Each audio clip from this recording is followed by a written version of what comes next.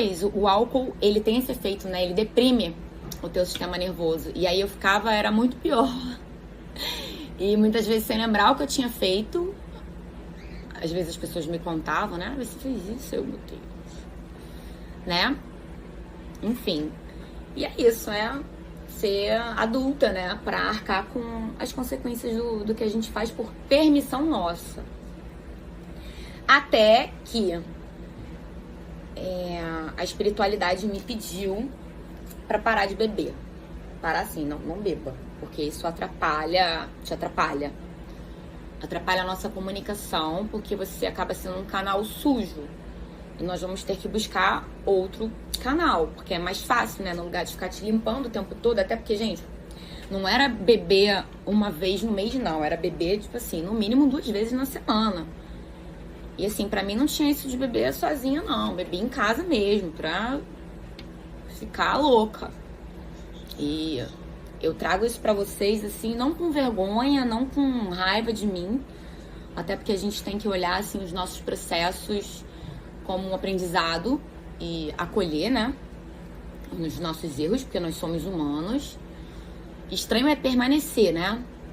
Principalmente se isso tá atrapalhando a nossa evolução, não tá mais alinhado com a nossa missão de alma. Mas, enfim, esse pedido veio durante a pandemia, que foi o período que eu mais, assim, consumia álcool pra me anestesiar, real, né? Não sei se isso também aconteceu com você. Algumas pessoas passaram a comer muito, né? Enfim, cada um teve a sua válvula de escape aí, né? E aí, o que acontecia? Eu já, a pedido da espiritualidade, eu já não comia mais carne vermelha.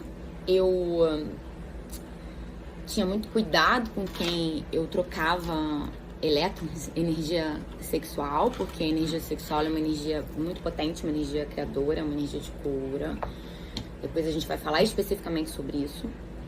Não hoje, porque senão vai ficar muito longo, mas enfim, eu já não tinha essa coisa da troca simplesmente por trocar. Eu tinha esse cuidado já.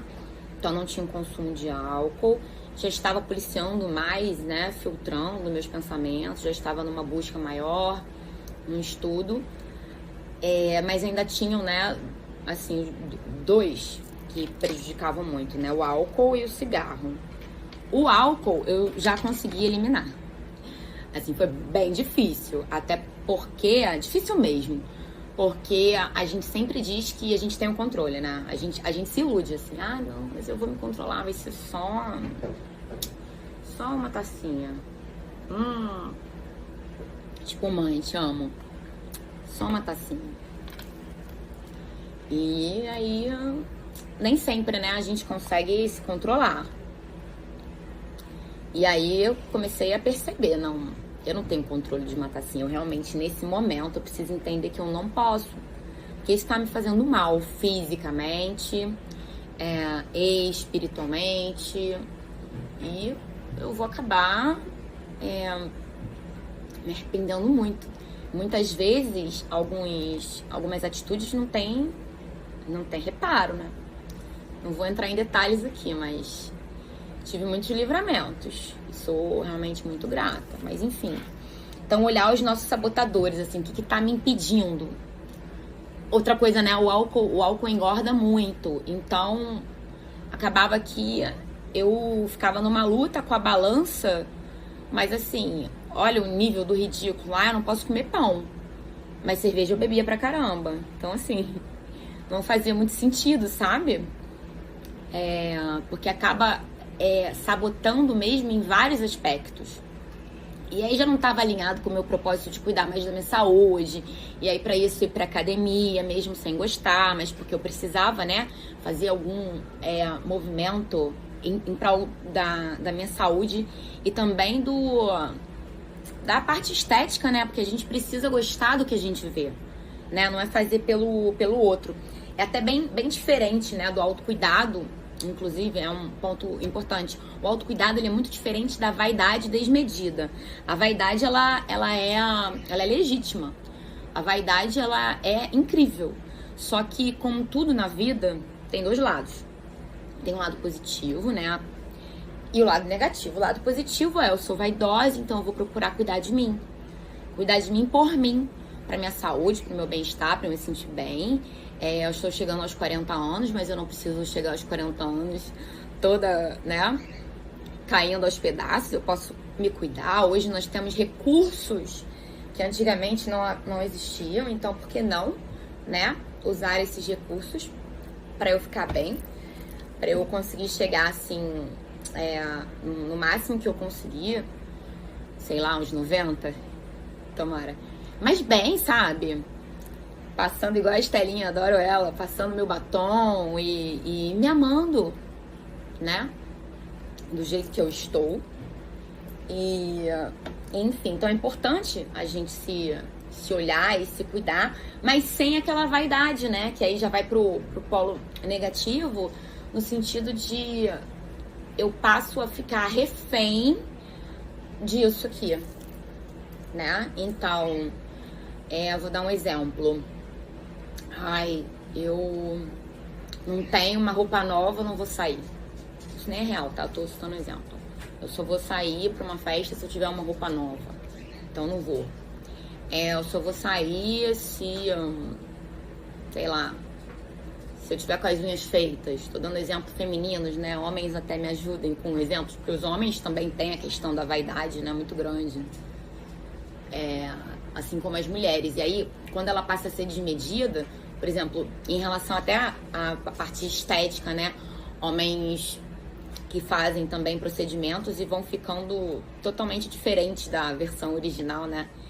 E é importante, cuidar é importante, mas tem hora que passa, né, do ponto. E aí a gente começa até a se deformar. Meu cirurgião plástico, o Dr. Guilherme Arbex, maravilhoso, ele fala uma coisa muito linda. Não existe perfeição, né? A gente fica buscando a simetria perfeita, tudo perfeito. Isso não existe, né? E tá tudo bem.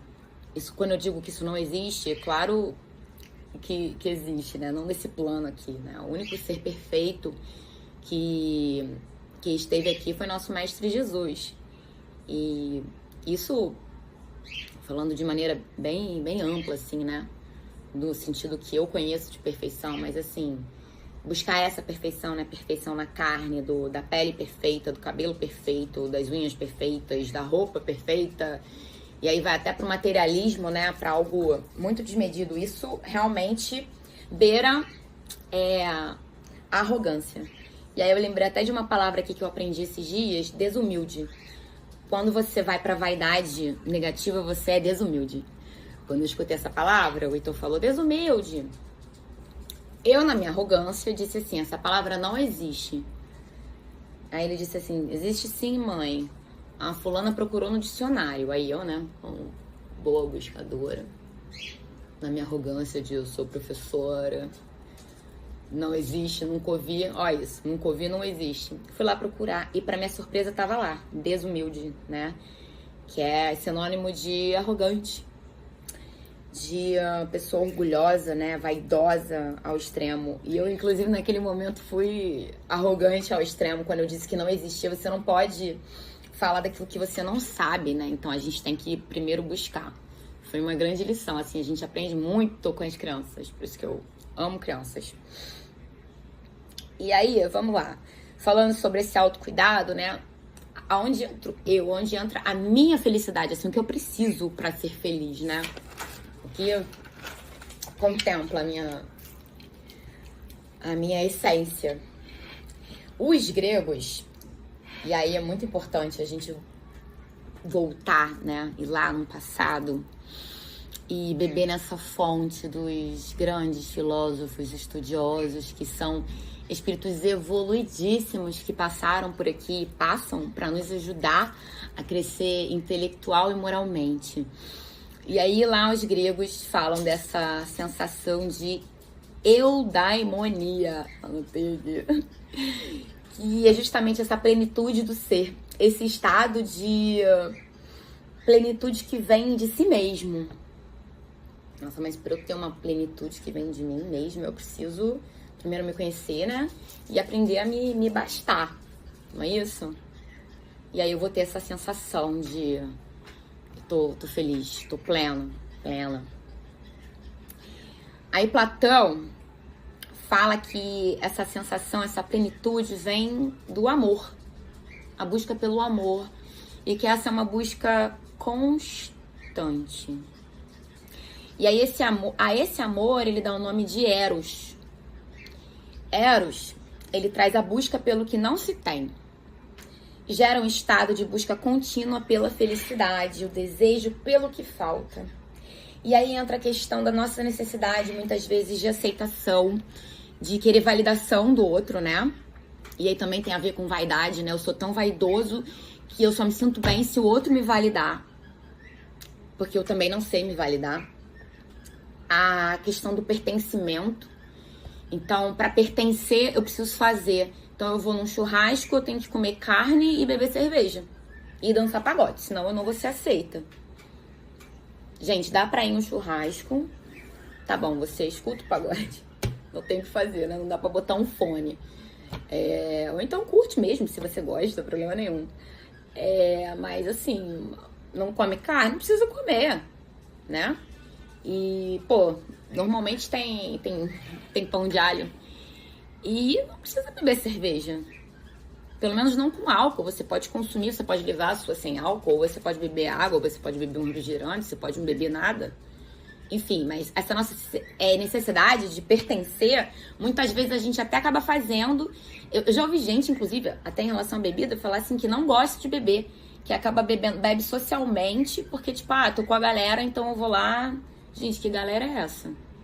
Que você precisa ser aceito, e aí pra você ser aceito, você tem que fazer. É o que eles fazem, isso é até uma ditadura, né? Enfim.